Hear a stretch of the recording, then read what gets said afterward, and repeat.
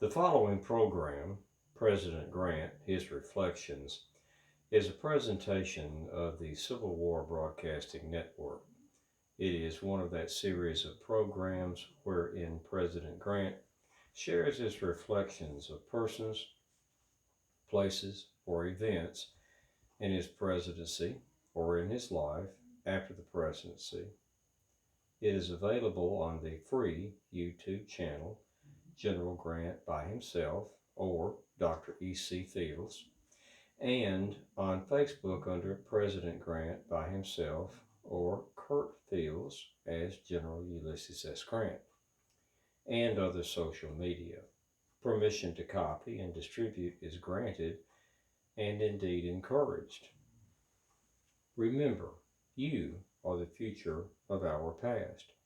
And now, President Grant reflects on peripheral people in his life. Ely Parker.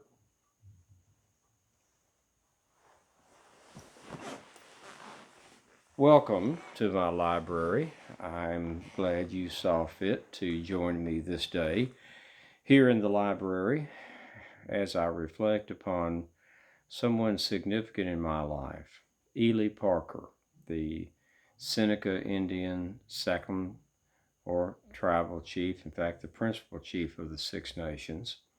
And I'd like to talk a bit about Ely Parker. He was born in 1828. He doesn't know the specific day. In fact, he's fond of joking that he's like Flossie in Uncle Tom's Cabin. He doesn't have a birthday. He was never born. He never lived, and so forth. But he was born in 1828 on the Tonawanda Reservation in western New York of Seneca Indians.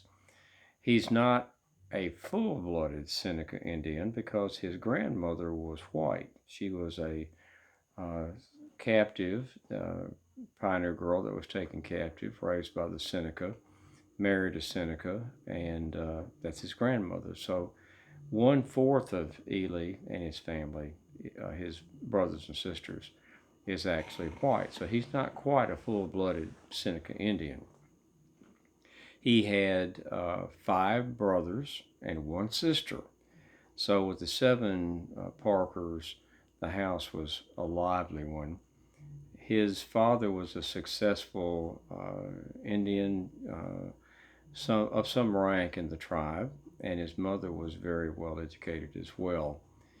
He went to school at a Baptist school just outside the reservation there, and then he went to Yates Academy and learned to speak English fairly well, but he was motivated later to learn to speak it even better because he was asked to interpret for the church one morning. He's very active in his church, and he realized that he couldn't do it. He didn't have as good a command of English as his fellow tribesmen thought that he did. So he resolved to become as fluent in English as a white man, and he did indeed become so. He later went to Yates Academy and did well. He was industrious. He was trying to fit into the mold of an Indian in a white man's society. But early on, he began to fulfill the dream that his mother had 4 months before he was born. She had a dream that a huge hand, it swept away all of the clouds and snow in a snowstorm above her home. And in the clearing sky, there was a rainbow that reached from the Onondaga, the Tonawanda reservation across and ending in the former Indian agent's home, Judge Granger. So the rainbow went from reservation into the village nearby, but suddenly there was a break in the rainbow. She went and had it interpreted by a dream interpreter there in the tribe, and he told her that she was going to have a son, And the rainbow indicated that he was going to be a great man and a leader. And the fact that it went from the reservation to Judge Granger's home, the former Indian agent, meant that his life would begin in the reservation with the red man, but he would die in a white man's world, and the white man's ground would fold his body. And the break in the rainbow meant that he would lead two distinct lives. And as it turns out, that's what happened with Ely Parker. And he pronounces it Ely, not Eli. Ely to rhyme with freely. Eli is Eli. He spells his Ely. But at about age 18, he had already been to Albany, New York, and been an interpreter for his tribe with the governor of New York. And in fact, had been to, as a teenager, he'd been to Washington City to interpret for the Seneca and the Six Nation tribes with the president there in trying to preserve their reservation, which was being attempted being taken away from them illegally by a land development company. But at age 18, he went to Ellicottsville, New York, and began to read law. He, within a year or so, he was able to pass the bar exam and became a practicing lawyer until the state of New York denied him a license to practice law because they said he was not an American citizen. So, even though he had demonstrated some brilliance in his legal work, he could not practice law. He cast about himself and was urged to get a job with the Genesee County Canal System. And he did. He started out working in manual labor, worked up to draftsman, and then got into a supervisory capacity and took some coursework at Rensselaer Polytechnic Institute in Troy, New York, and actually became an accomplished practical engineer. Rose in rank to substantial position with the state of New York canal system, and was ultimately, though, bumped out of the job because a white man was preferred for the job, and he found himself again out of work. Gone through law and couldn't practice law because he was not a citizen, and couldn't practice engineering because of the prejudice, and he wasn't a white man, he was an Indian, so he couldn't be an engineer. But the Treasury Department hired him through some people he'd met working with the canal system with the county and the state in New York, and they hired him to be a supervising engineer in, well, first they sent him to Detroit. He worked there briefly, just a few months. Then they sent him to Galena, Illinois in 1857, and he was charged with building a custom house and a new post office there and a marine hospital. And he built all three and did quite well. Now, along the way, he had become a Mason. When he was 19 years old, he had gone into the Masonic Lodge in New York and became very enamored of Masonry, its precepts and teachings and practices. He often said he felt most truly equal and at home in a lodge of his brothers, and there was no prejudice for the red man in a Masonic lodge. And he rose all the way to lofty ranks of administration and office in Masonry. In fact, when he went to Galena, he became worshipful master of the Galena Lead Mine Lodge. And the lodge in Buffalo, New York, the Ely Parker Lodge, number 1002, is named in his honor. He was always very active in Masonry and in all manner of offices and positions. And being in Galena, there was a great deal of prejudice against him, and he found solace in the lodge. But while he was at Galena, he met John Rawlins, whom he called Black John. And he called him Black John because of his black hair, his black eyes, his dark black beard. And he teased him and called him Black John. They used to play cards together a lot. Of course, Rawlins had become an attorney, and they knew each other in town. He also met me when I was working as a clerk there with Grant and Perkins on Main Street in Galena, Illinois, and he was the lawyer for our leather store. We didn't have much to say to each other. I was retiring. He made a comment later on, though, that when I would be working behind the counter, when someone came in the front door, that I would suddenly find a reason to be in the back of the store, even perhaps at the back door.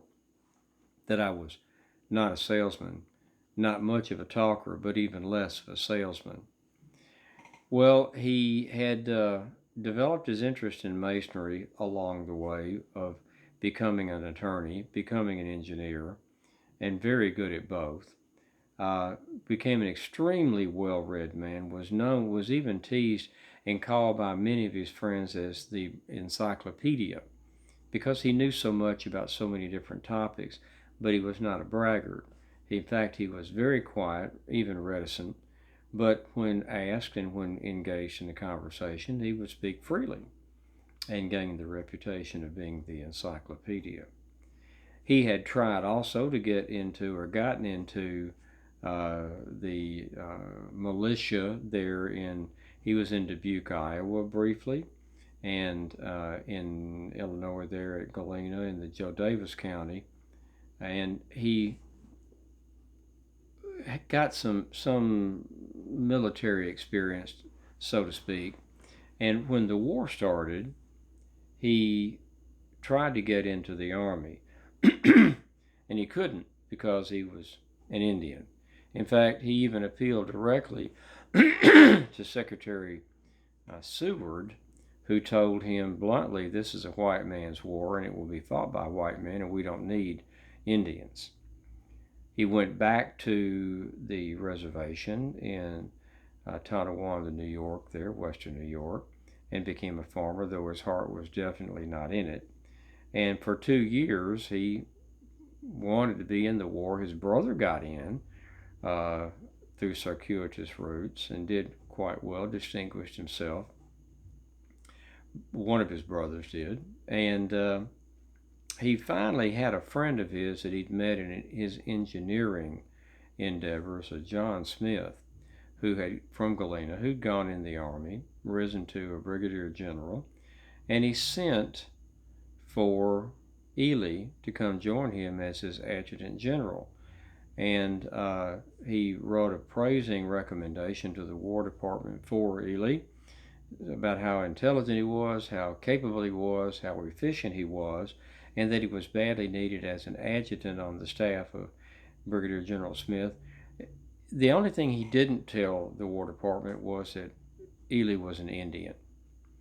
And he left for Vicksburg, Mississippi on May the 26th of 1863, or I'm sorry, June the 26th of 1863, and he got there on July the 7th. Well, of course, Vicksburg had fallen to me on July the 4th.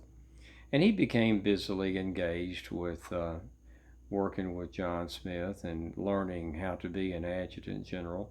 And he was quite brilliant at it, very organized man, very far-thinking man, insightful man.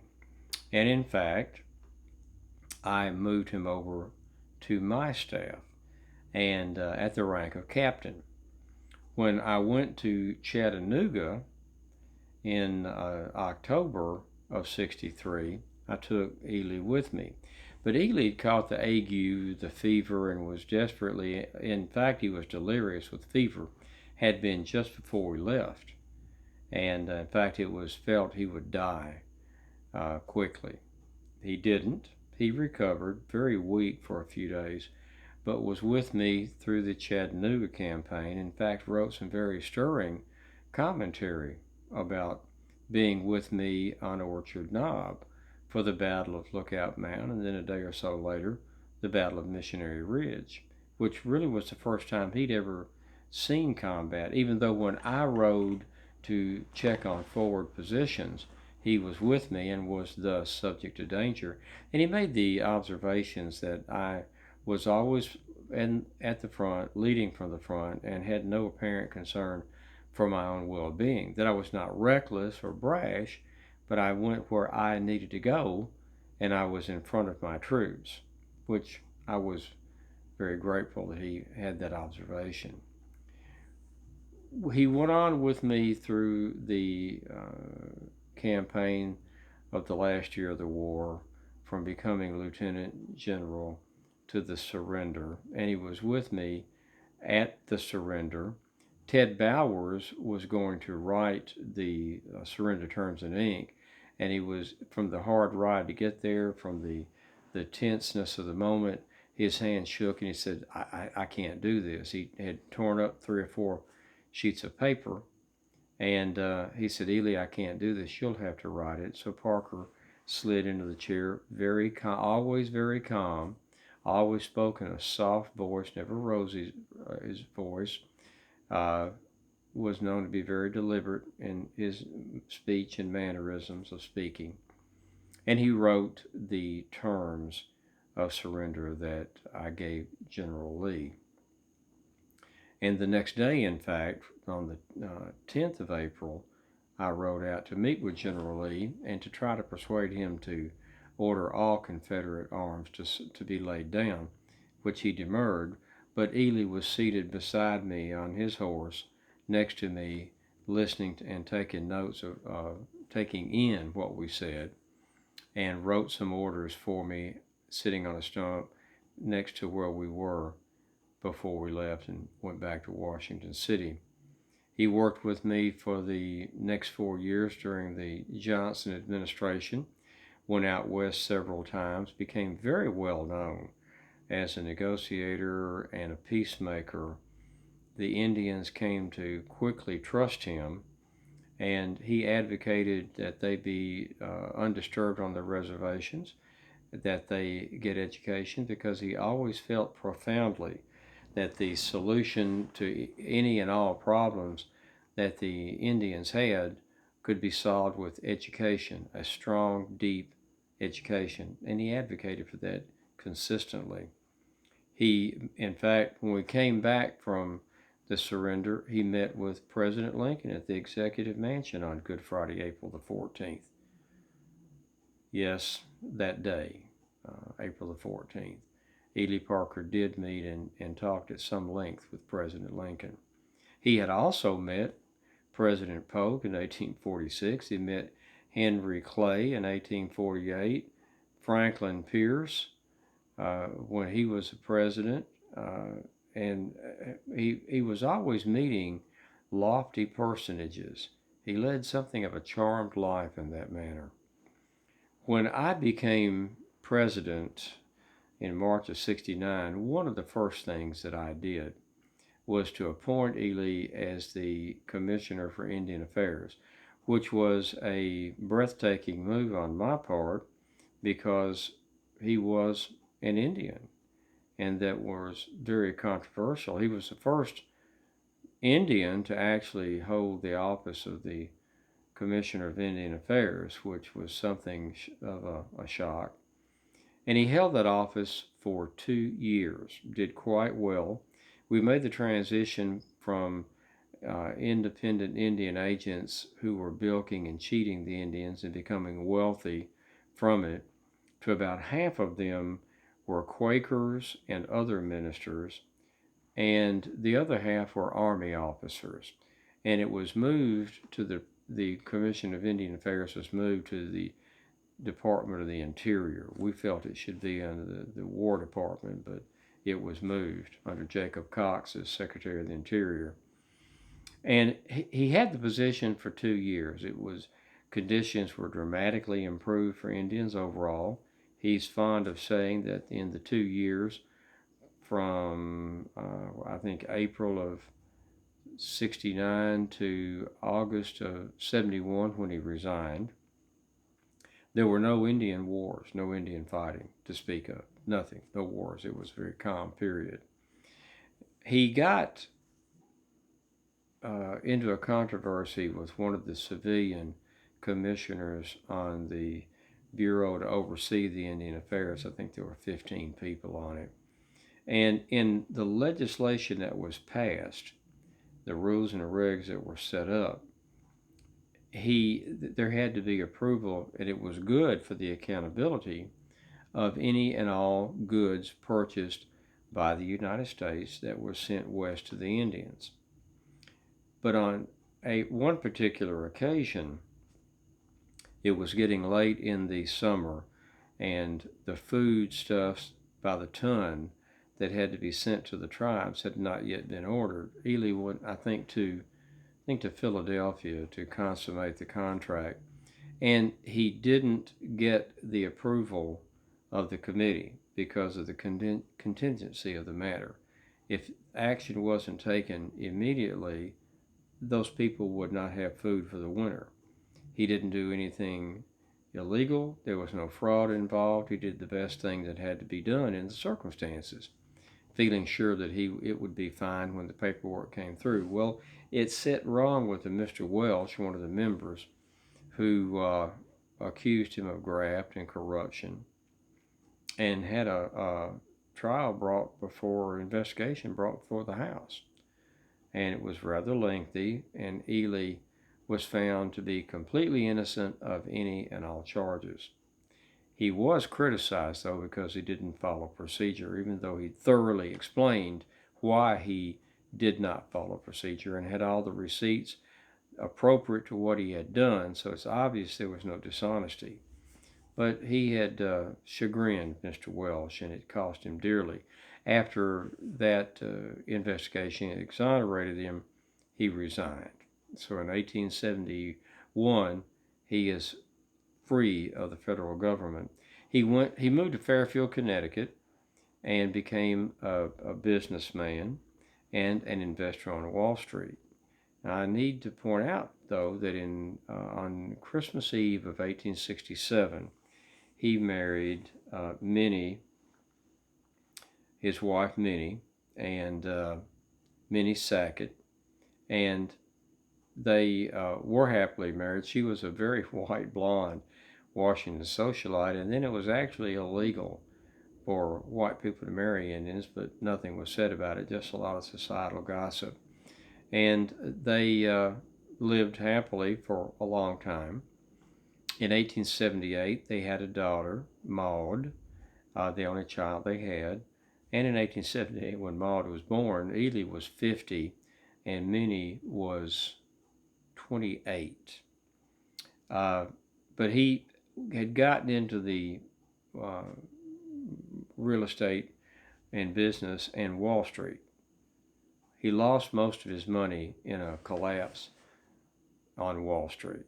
And while he was not hurting, or he was not in poverty, but he was hurting for money, in 1876, he got a job with the New York Police Department as a clerk, making $2,400 a year. And he worked there as a clerk with the NY Police Department, NYPD, until his death on August the 30th of 1895.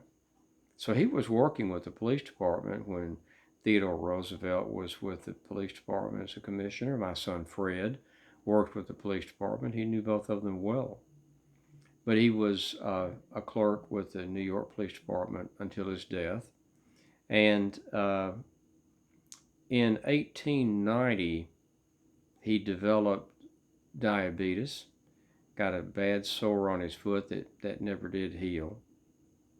He developed blood pressure problems and kidney problems. In fact, what was called Bright's disease, which was a combination of kidney ailments. And he began to fail in his health the last couple of years of his life, 1893, 94. And by August of 1895, late August, he collapsed in his office at the New York Police Department.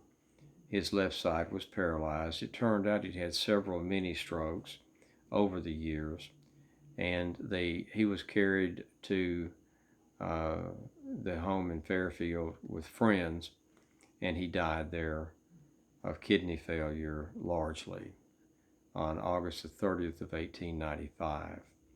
Originally, he was buried there, but some 4 or 5 years later, the request was made by the Seneca Indian tribe to move him to Forest Lawn Cemetery in Buffalo, New York, where he was reinterred at the foot of Red Jacket, the great Seneca Indian chief, his great-great-grandfather, and he is buried there in the shadow of Red Jacket's grave. So on August the 30th of 1895, his brilliant life came to an end. From 1828 to 1895, lawyer, engineer, extremely erudite, well-educated man, always known to speak in perfect English. Very, very deliberate, perfect English. A very delightful man who was essentially by my side from Vicksburg all the way to the White House and through 1871 when he resigned. Ely Parker, Seneca Indian and Chief. I thought a great deal of Ely, and I hope I've enlightened you as to who Ely Parker was, what he did, and what I thought of him. For the moment, I've said quite enough, and I should bring this reflection to an end. And until next we come together for a reflection, I am Ulysses S. Grant, 18th President of the United States, bidding you a fond farewell.